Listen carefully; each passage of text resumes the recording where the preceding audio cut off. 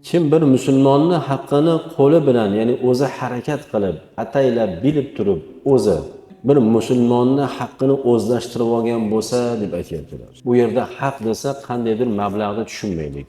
Boshqa bizga emas, boshqa bir musulmonni haqqi bo'lgan nima bo'lsa, o'sha narsani o'zlashtiryapti.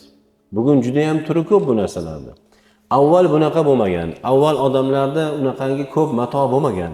Hozir bilasizmi, hatto odamlar mualliflik, masalan, ovozini mualliflik huquqini tiklab olyapti. Hayot ekanda bu. Ilgari bo'lganmi shunaqa ish? Ovozini.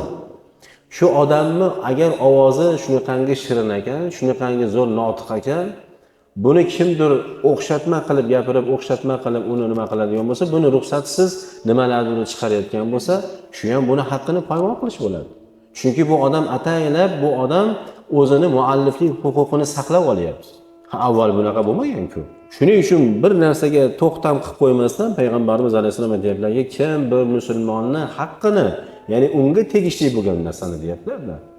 Unga tegishli bo'lgan narsani o'zlashtirib olgan bo'lsa, faqat avjaballohu lahunna. Alloh unga do'zaxni vojib qilib qo'yibdi dedilar.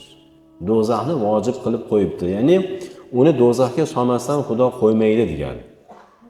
To o'sha banda u haqni ado qilib, nariga haqdor bo'lgan kishi rozi bo'lmas ekan, albatta Alloh taolo buni do'zaxga solishi haq. U 10 marta haj qilganda ham ahamiyati yo'q uni.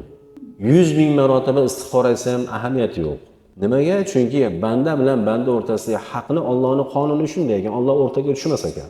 Butun borliq mavjudotning egasi Robbul Izzaga loyiq edi. O'rtaga tushib turib rozi qilib qo'ysa, shunaqa qilmas ekanda, Allohning qonuni shunday ekan. Nima uchun desa, dunyo hayotida insonlar bir-birini haqqini shunchalik saqlasinki, agar Alloh hamma rozi qilib qo'yman degan gap bo'lganda, bilasizmi, dunyoda birovda haqqi joyida turmas edi, umuman turmas edi.